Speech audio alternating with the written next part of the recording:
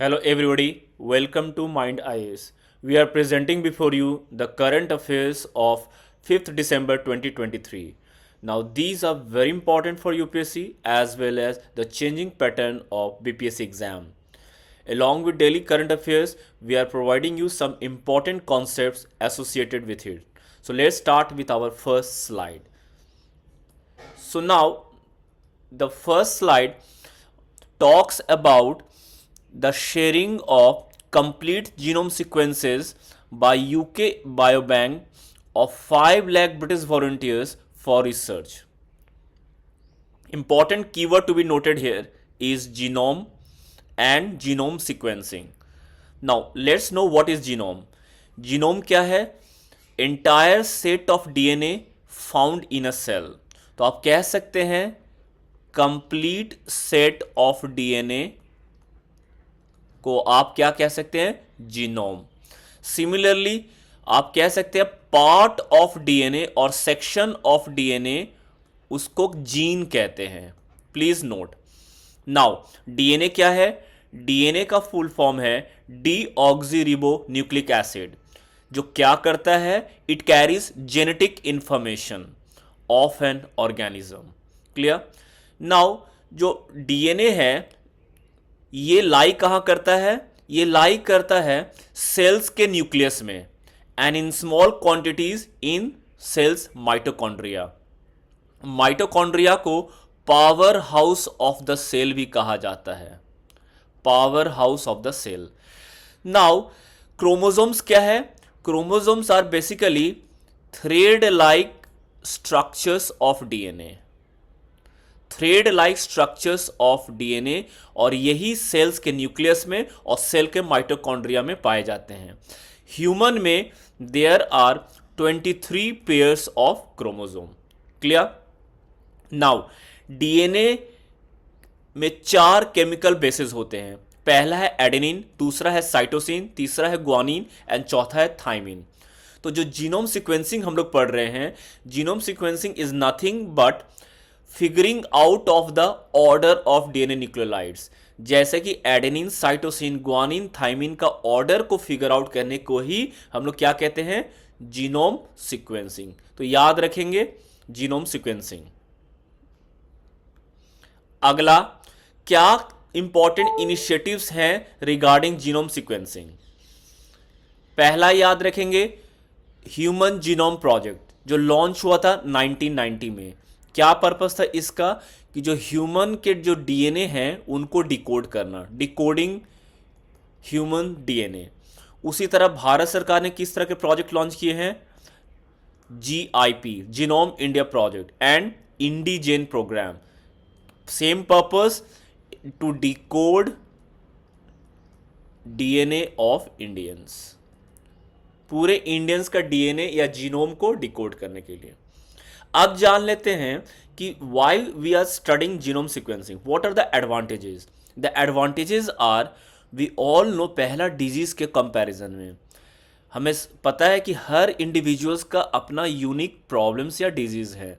तो genome sequencing will help in targeted medicine to each individual, या आप कह सकते हैं पर्सनलाइज मेडिसिन ईच इंडिविजुअल के प्रॉब्लम्स के लिए. दूसरा क्या पर्पस हो सकता है? ये सारे डेटा स्टोर्ड हो रहे हैं डिजिटली, तो इसको आप फ्यूचर यूज के लिए यूज कर सकते हैं. थर्डली क्या? Again in disease concern we all know there are many genetic condition such as cancers. कुछ एग्जाम्पल्स है कोलोरेक्टल कैंसर, मेलानोमा एटसेट्रा. तो इसका ऑरिजिन जानने में genome sequencing plays a very important part, ताकि इसका ट्रीटमेंट अवेलेबल हो जाए and we can save millions of lives. Clear. So this was all about genome sequencing. Let's move on to our next current affairs of the day. It talks about the volcanic eruption at Mount Marapi in Indonesia. Now important keyword to be noted here is Mount Marapi क्या है? ये एक active volcano है. Active volcano है. Volcano 3 तरह के होते हैं, एक्टिव, डोरमेंट एंड एक्सटिंक्ट. तो ये एक्टिव वोल्केनो है और ये वोल्केनिक एरप्शन कहाँ हुआ है? इंडोनेशिया के सुमात्रा आइलैंड में। इंडोनेशिया के सुमात्रा आइलैंड में।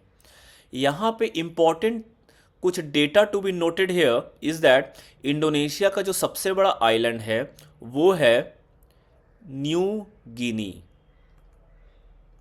दूसरा सबसे बड़ा आइलैंड है बोर्नियो और तीसरा है सुमात्रा। इसमें we need to consider that जो न्यू गिनी एंड बोर्नियो है ये not completely part of Indonesia. New Guinea कुछ कुछ इसका part held by Papua New Guinea and Borneo का कुछ पार्ट इज अंडर मलेशिया। तो आप कह सकते हैं Sumatra is the largest island of Indonesia which is completely part of Indonesia. Clear रहेगा। और इंडोनेशिया याद रखेंगे ग्रुप ऑफ आइलैंड है जिसको आप आर्कीपेलागो कह सकते हैं। आर्कीपेलागो। क्लियर रहेगा। Now coming back to the point, Mount Marapi का एक्सप्लोजन हुआ आइलैंड ऑफ सुमात्रा में। इसी तरह एक और क्वाइट सिमिलर नाम है Mount Merapi. Please note, Marapi अलग है, मेरापी अलग है। और मेरापी का कहां लाइक करता है? ये आइलैंड ऑफ जावा। जावा याद रखेंगे सबसे पॉपुलस आइलैंड है इंडोनेशिया का, मतलब सबसे ज्यादा जनसंख्या इंडोनेशिया की जावा आइलैंड पे रहती है। क्लियर। अगला, जो इतने सारे वोल्केनिक एरप्शन इंडोनेशिया में क्यों होते हैं? इसका रीजन है Indonesia lies on the Pacific ring of fire, जहां पे फ्रीक्वेंट कोलिजन होता है टेक्टोनिक प्लेट्स का, जिसकी वजह से अर्थक्वेक आता है और जिसकी वजह से वोल्केनिक एरप्शन होता है। ये याद रखेंगे, रिंग ऑफ फायर में आप देख सकते हैं 75% ऑफ अर्थ के वोल्केनिक एरप्शन होते हैं एंड 90% ऑफ अर्थक्वेक्स भी होता है, और जिसके वजह से सुनामी भी ट्रिगर होता है। क्लियर है। आप इस पिक्चर में देख सकते हैं रिंग ऑफ फायर की ये belt, extension of ring of fire. Clear. तो ये था volcanic eruption at Mount Marapi. Let's move on to our next topic. Next topic talks about INS Sandhayak. INS Sandhayak क्या है? ये भारत का लार्जेस्ट सर्वे वेसल है। किसने बनाया है? Built by garden rich ship builders and engineer, जो कि कहाँ की शिप बिल्डिंग कंपनी है? कोलकाता में स्थित है। क्लियर। क्या पर्पस है आईएनएस संध्यक का? पर्पस है to collect oceanographic as well as geographical data. और क्या पर्पस है? HADR इसका पर्पस है। याद रखेंगे सब keyword, human assistance and disaster relief operations. Clear रहेगा। Moving on to the next topic. Next topic talks about CFM। Now what is CFM? CFM is community forest management. Now ये पाया गया है कि अगर आप लोकल कम्युनिटी को involve करेंगे फॉरेस्ट कंजर्वेशन में तो ज़्यादा बेटर कंजर्वेशन होता है फॉरेस्ट का। तो इसी कॉन्टेक्स्ट में जान लेते हैं डेफिनेशन ऑफ CFM। आप याद रखेंगे ये किससे जुड़ा हुआ है? ये कंजर्वेशन पार्ट एनवायरनमेंट से जुड़ा हुआ है, GS3 के पार्ट से, एनवायरनमेंट पार्ट से। CFM क्या है? CFM is a practice in which local people and local community they manage forest in peace with the nature. Clear?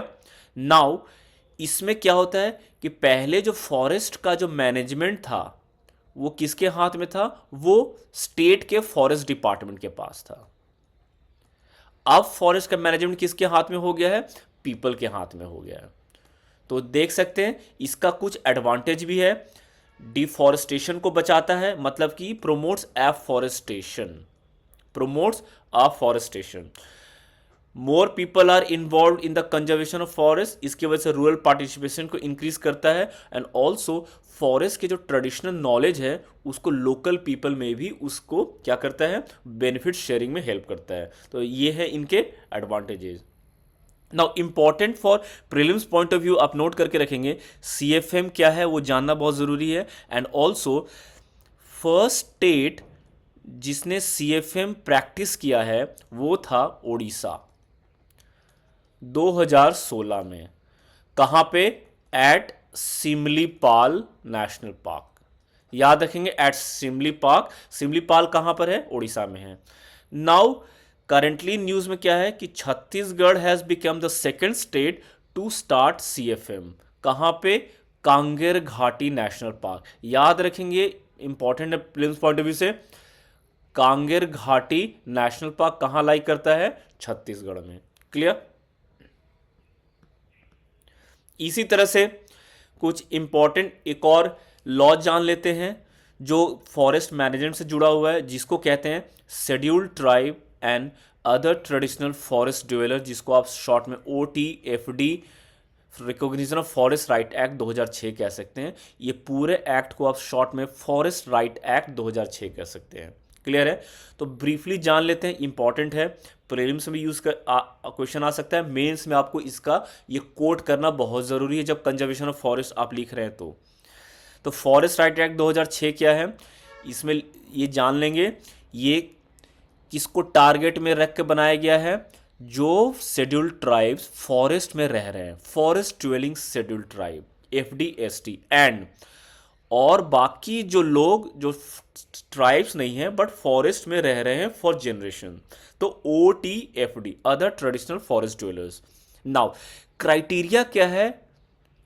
Criteria क्या है कि जो दीज पीपल हैं वो 3 जनरेशन से, मतलब कि 75 साल से फॉरेस्ट में रह रहे हैं before the year 2005। Clear?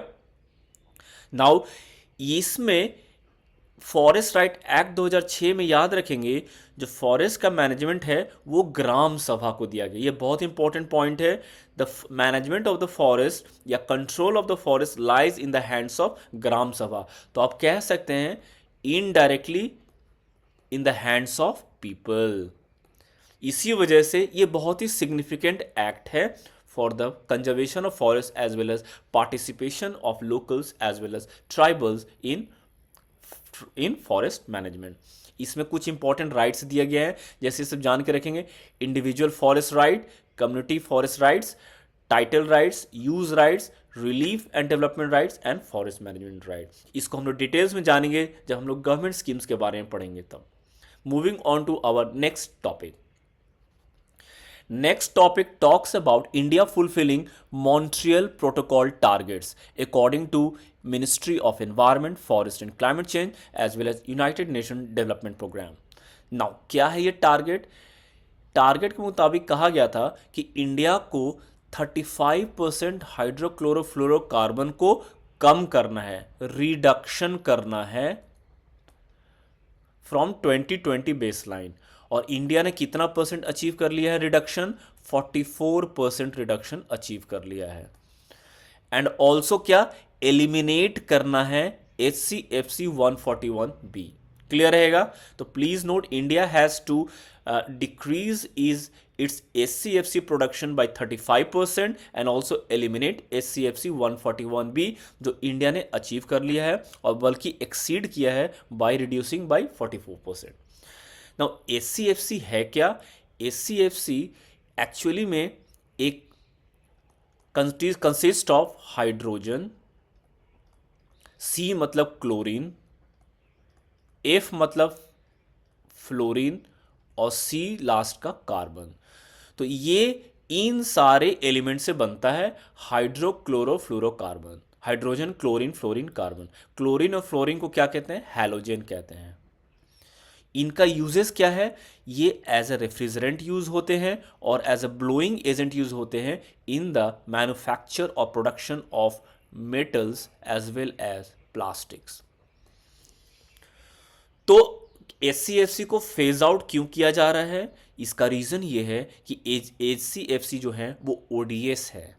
Now what is ODS? ODS are ozone depleting substances.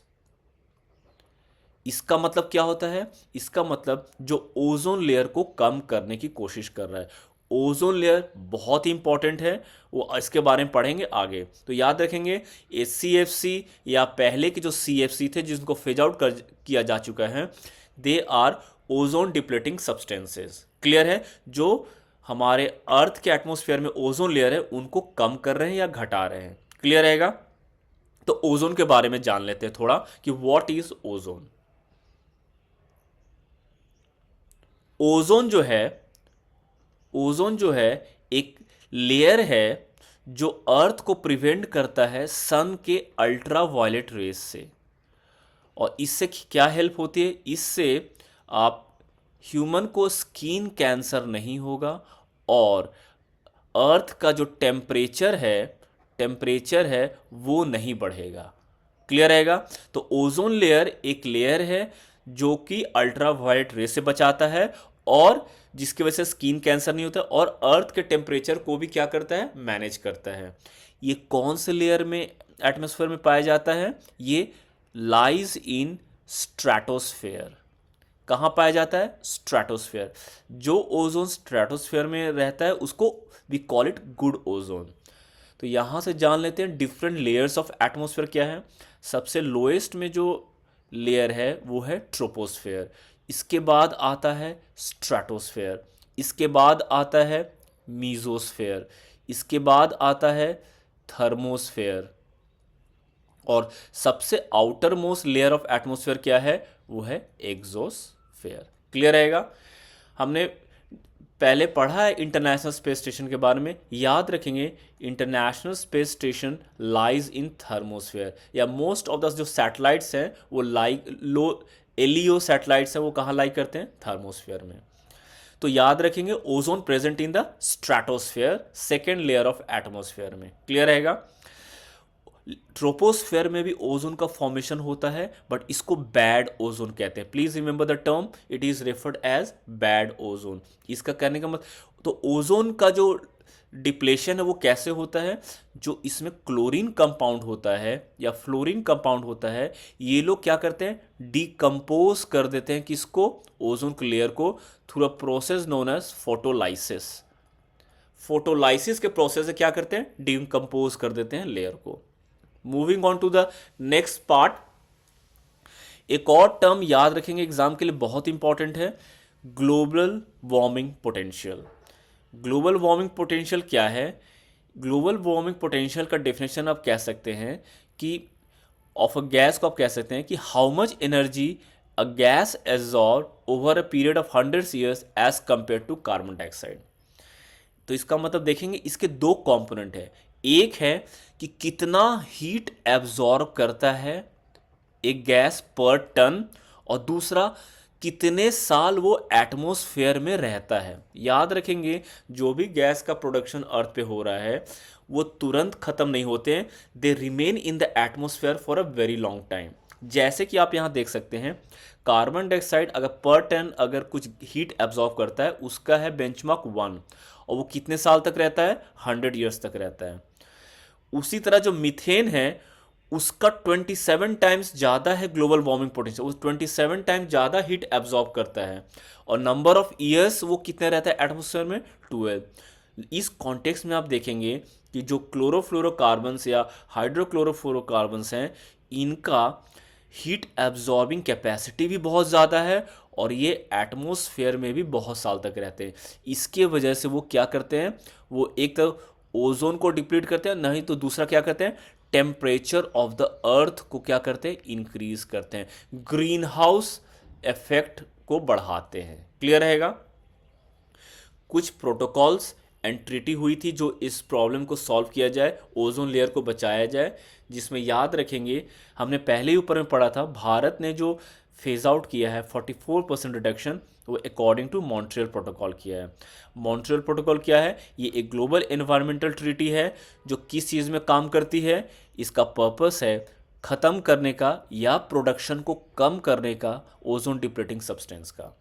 Clear है? इसकी जो मदर ट्रीटी है या मदर पेरेंट ट्रीटी है वो है वियना कन्वेंशन, जो कि 1985 में लाया गया था। और मॉन्ट्रियल प्रोटोकॉल का जो नेक्स्ट अमेंडमेंट जो प्रोटोकॉल है वो है किगाली अमेंडमेंट, जो 2016 में आया था, जिसमें क्या डिसीजन लिया गया था? To lower down the production of hydrofluorocarbon, HFC। HFC में याद रखेंगे ये नॉन ओडीएस है, मतलब नॉन ओजोन डिप्लीटिंग सब्सटेंस है, बट स्टिल ये टेम्परेचर ऑफ द अर्थ को क्या कर रहा है? इंक्रीज कर रहा है। क्लियर रहेगा? तो जैसे कि हमने पढ़ा कि गाली एग्रीमेंट क्या है, ये मॉन्ट्रियल प्रोटोकॉल का एक अमेंडमेंट है। जैसे हम कॉन्स्टिट्यूशन में अमेंडमेंट करते हैं, वैसे ही ये मॉन्ट्रियल प्रोटोकॉल का अमेंडमेंट है। और मॉन्ट्रियल प्रोटोकॉल कब आया था? 1987 में आया था। किगाली एग्रीमेंट कब आया है? 2016 में आया है। ये रवांडा के कैपिटल किगाली में हुआ था, इसके नाम पे ये एग्रीमेंट है। क्लियर रहेगा? इसमें टारगेट लिया गया है कि 80 से 85% ऑफ हाइड्रोफ्लोरोकार्बन्स को भी कम कर दिया जाएगा बाय द ईयर 2045। और हमने पढ़ ही लिया इन सब का मदर ट्रीटी कौन है? वियना कन्वेंशन, जो 1985 में अडॉप्ट किया गया था। क्लियर रहेगा? इन सारे ट्रीटी कन्वेंशन का एम क्या है? ओजोन लेयर को बचाना। भारत ने क्या क्या एक्शन लिए हैं ओजोन लेयर को बचाने के लिए? जैसे कि वियना कन्वेंशन को रेटिफाई किया है, मॉन्ट्रियल प्रोटोकॉल को किया है, इंडिया ने एक इंडिया कूलिंग एक्शन प्लान भी लाया है, जिसकी वजह से हम लोग कूलिंग को सस्टेनेबली यूज़ करेंगे, और एक ओजोन सेल बनाया गया है ministry of environment, forest and climate change. Clear? Now let's move on to our next topic. Next topic space से रिलेटेड है, साइंस टेक। क्लियर? इसमें क्या कह रहा है कि जो भारत का स्पेस रेगुलेटर है, जिसका नाम है in space, it has launched seed fund scheme. In space का पूरा फुल फॉर्म क्या है? Indian National Space Promotion and Authorisation Centre. क्या जान लेते हैं इन स्पेस के बारे में? इन स्पेस एक इंडिपेंडेंट एजेंसी है जो डिपार्टमेंट ऑफ स्पेस के अंडर में काम करती है। इसको नोट कर लेंगे, ये इंपॉर्टेंट है। डिपार्टमेंट ऑफ स्पेस के अंडर में ये एक इंडिपेंडेंट एजेंसी है। नाउ याद रखेंगे, डिपार्टमेंट ऑफ स्पेस के हेड होते हैं इंडियन प्राइम मिनिस्टर। उसी तरह Indian prime minister department of atomic energy के भी हेड होते हैं। तो याद रखेंगे, department of space and department of atomic energy are both headed by Indian prime minister. Now क्या पर्पस है इन स्पेस का? कि एक इंडिपेंडेंट एजेंसी है अंडर DOS के अंडर में, to promote private investment in space sector. इसका एक ही पर्पस है, प्राइवेट सेक्टर को और क्या करना है? प्रमोट करना है, ताकि वो स्पेस टेक्नोलॉजी में एंटर करें। एक्ट्स एज अ इंटरफेस और mediator between ISRO and NGOs। Clear रहेगा? और जो इन स्पेस ने सीड फंड स्कीम लॉन्च की है, उसका क्या ऑब्जेक्टिव है? Same, to promote private sector too, ताकि वो स्पेस टेक में आए। और क्या है इसका पर्पस? स्टार्टअप को प्रमोट करना है, ताकि ये स्टार्टअप डिजास्टर मैनेजमेंट एक्सेट्रा में फोकस कर सके। और थर्ड है, अप टू 1 करोड़ का फाइनेंशियल असिस्टेंस प्रोवाइड करना इनको, ताकि वो ट्रेनिंग या नेटवर्किंग कर सके। क्लियर रहेगा? उसी तरह से कुछ और इनिशिएटिव देख लेते हैं जो प्राइवेट सेक्टर के पार्टिसिपेशन को प्रमोट करते हैं स्पेस में। जैसे कि एक है स्पिन। स्पिन का फुल फॉर्म क्या है? Space tech innovation network. ये स्टार्टअप्स और स्मॉल और मीडियम एंटरप्राइजेस का क्या है? एक तरह से कोलैबोरेशन है। भारत ने अपना एक स्पेस पॉलिसी भी निकाला था, इंडियन स्पेस पॉलिसी 2023 में, जिसमें कहा गया था कि to seek more private participation in space technology या स्पेस सेक्टर। और एक और टर्म जान लेंगे, भारत ने 2021 में लॉन्च किया था इंडियन स्पेस एसोसिएशन। याद रखेंगे, it was launched by prime minister in the year 2021। क्या है इंडियन स्पेस एसोसिएशन या ISPA? ISPA एक सिंगल विंडो इंडिपेंडेंट एजेंसी है जो स्पेस टेक्नोलॉजी से डील करती है, और इसका एक एम है to make India a global leader in commercial space sector. India को कमर्शियल स्पेस सेक्टर में एक ग्लोबल लीडर बनाना। इसे ये भी जान के रखेंगे, NSIL क्या है? इसका फुल फॉर्म है new space India limited. And what is its purpose? It was launch in 2019 budget, in which it acts as a marketing arm of ISRO to enhance India's participation in space sector globally. Clear रहेगा? India का ranking देख लेते हैं space startup sector में, और funding के मामले में 7th रैंक है इंडिया का। करेंटली इंडिया का जो इकोनॉमी है, space economy, world space economy के कितना परसेंट पे? 2% में है। कहा जाता है कि it will increase up to 8% by the year 2033 और इसका वैल्यूएशन क्या है मोनेटरीली $44 बिलियन। सो ये था about India space sector. Moving on to the next part. Next part talks about the releasing of data by NCRB, जिसका full form है national crimes record bureau, in which it has said Delhi has logged highest rate of FIR link to crimes against women in the country 2022। Now इसका positive sign भी होता है और negative aspect भी होता है। पॉजिटिव एस्पेक्ट ये क्या है? पॉजिटिव एस्पेक्ट ये है कि जितना ज़्यादा क्राइम्स हो रहा है वो मोस्ट ऑफ द क्राइम्स जो लॉ इन्फोर्समेंट अथॉरिटीज़ है उनको रिपोर्ट किया जा रहा है, तो दे आर बीइंग रिपोर्टेड, तो इस वजह से ये बेटर है। और नेगेटिव एस्पेक्ट क्या है कि क्राइम्स अगेंस्ट वुमेन क्या हो रहे हैं? इंक्रीज कर रहे हैं। क्लियर है? तो इसमें इंपॉर्टेंट थिंग्स टू नोट, ये आप प्रीलिम्स पॉइंट ऑफ व्यू से इंपॉर्टेंट है, मेंस में हमेशा आंसर राइटिंग में वुमेन कॉन्टेक्स्ट में या फिर लॉ एंड ऑर्डर के कॉन्टेक्स्ट में NCRB को जरूर कोट करेंगे। NCRB के बारे में जान लेते हैं। Year of origin 1986। क्या है ये? कह सकते हैं ये स्टोर हाउस है सारे इंफॉर्मेशन का रिगार्डिंग क्राइम्स एंड क्रिमिनल्स। किसके अंडर में आता है? Ministry of home affairs. Clear? कौन से कमिटी के रिकमेंडेशन में बना था? याद रखेंगे, based on the recommendation of Tandon committee as well as the recommendation of national police commission. Clear रहेगा? इसका हेडक्वार्टर कहाँ है? इसका हेडक्वार्टर है न्यू दिल्ली। कुछ जान लेते हैं इंपॉर्टेंट प्रोग्राम्स जो NCRB कंडक्ट करा रही है। एक है इंपॉर्टेंट, याद रखेंगे, CCTNS प्रोजेक्ट, जिसका फुल फॉर्म है crime and criminal tracking network and system project. इसमें क्या किया जाएगा? 15,000 पुलिस स्टेशन और 6,000 हायर कमांड को लिंक कर दिया जाएगा कंट्री में। इससे क्या फ़ायदा होगा? इससे ईज रहेगा हैंडलिंग ऑफ केसेस और सॉल्विंग ऑफ केसेस। NCRB 2017 में नेशनल डिजिटल पुलिस पोर्टल भी लॉन्च की है, जिसमें पुलिस ऑफिसर्स क्या कर सकते हैं? क्रिमिनल्स के आइडेंटिटी को क्या कर सकते हैं? जान सकते हैं। Also it maintains the national database of sexual offender, जिसमें क्या करते हैं? जो सेक्सुअल ऑफेंडर्स हैं उनके कॉम्प्रिहेंसिव लिस्ट को मेंटेन करते हैं।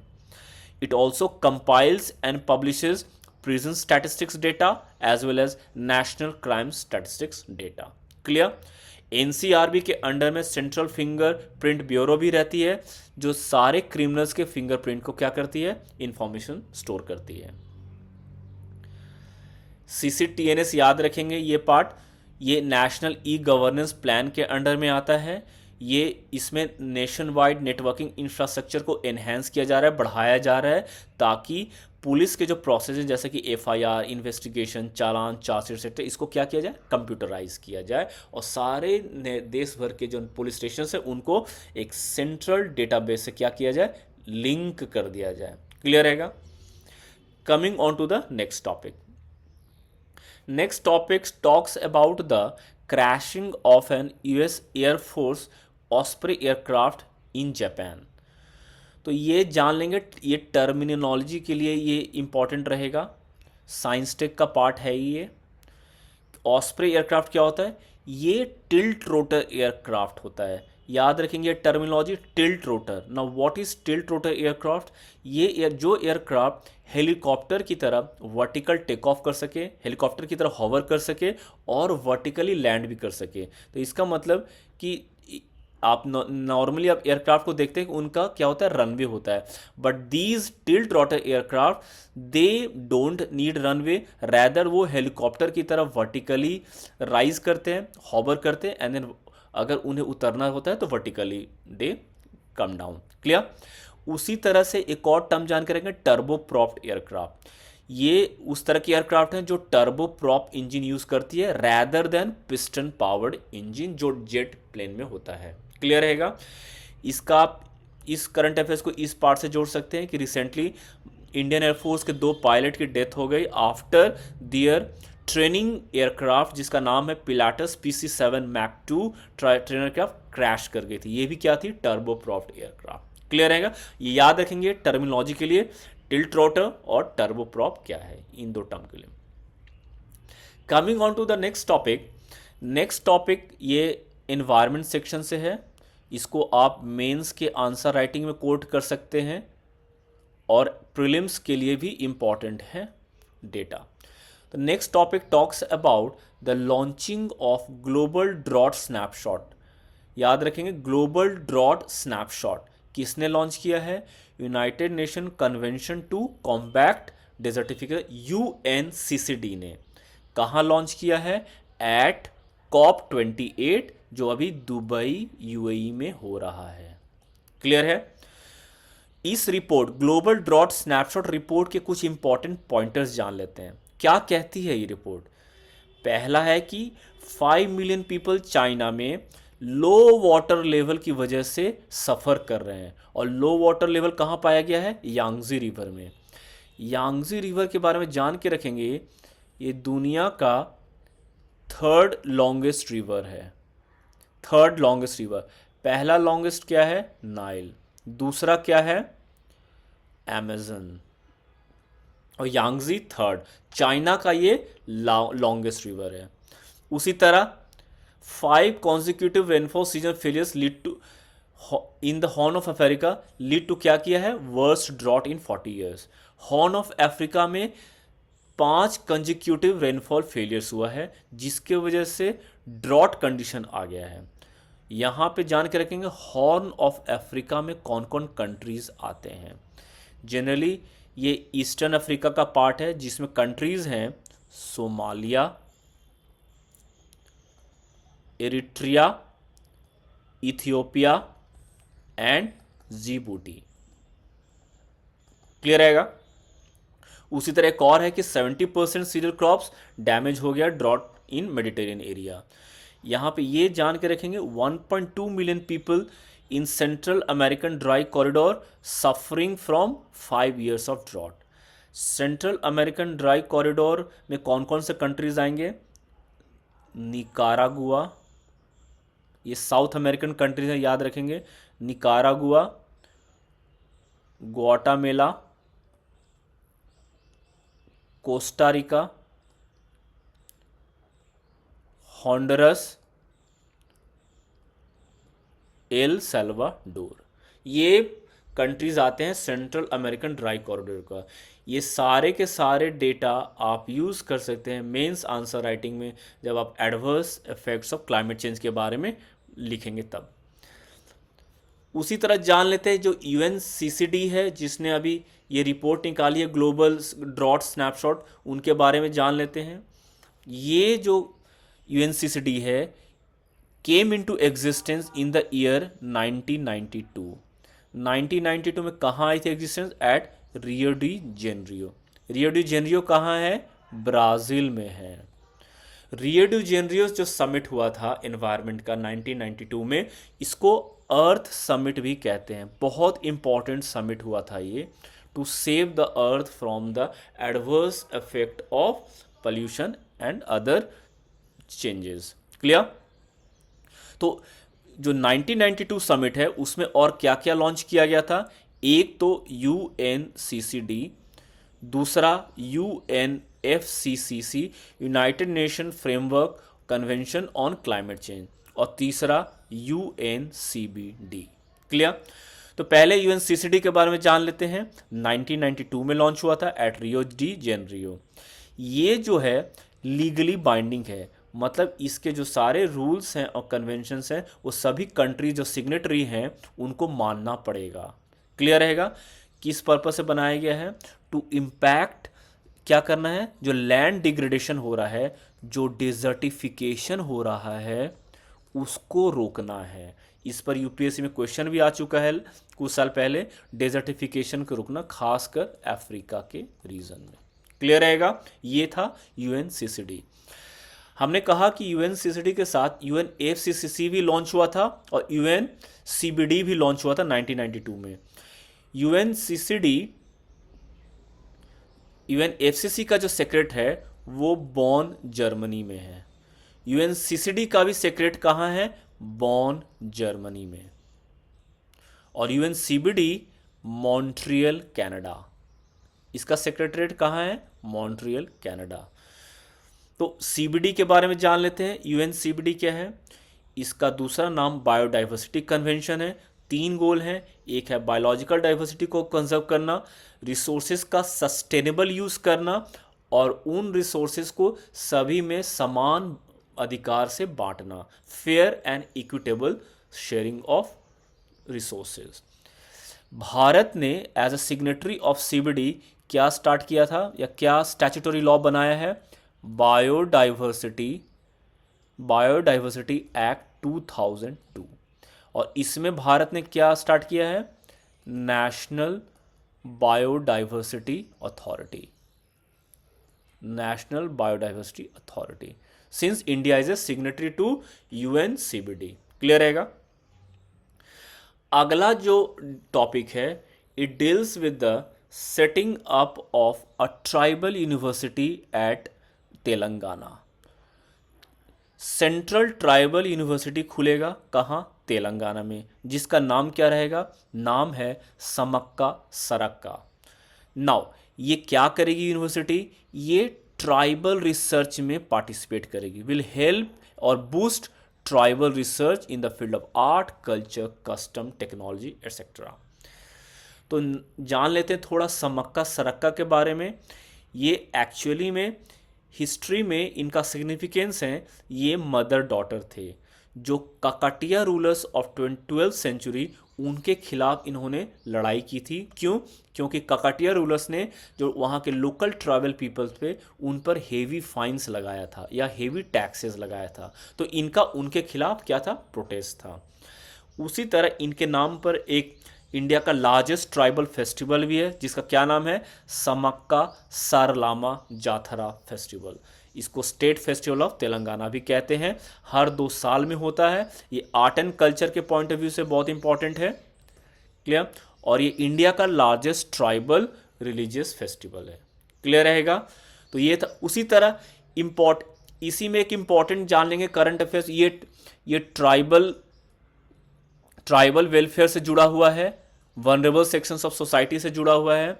इसमें जान लेंगे रिसेंटली जो प्राइम मिनिस्टर थे उन्होंने क्या लॉन्च किया? एक गवर्नमेंट स्कीम लॉन्च की है जिसका नाम है प्रधानमंत्री